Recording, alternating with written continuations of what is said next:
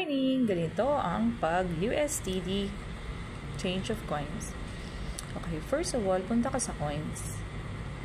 Tapos, kukopyahin natin yung USDD niya. Okay, top up.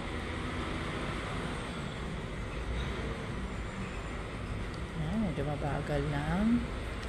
Tapos, kunin mo yung USDD. Ayun. Tapos, copy. Okay. Tapos, punta na tayo sa points. Points to coins na tayo. Withdraw. Yan. Withdraw. Withdraw. Sorry, mabagal. Yan, withdraw. Tapos, ayan, nandun na siya, USDT na.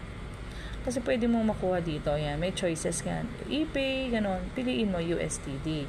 So, yun ang USDT. Withdraw. Yan. Tapos, sabi, lalagay natin 10. Okay. Confirm.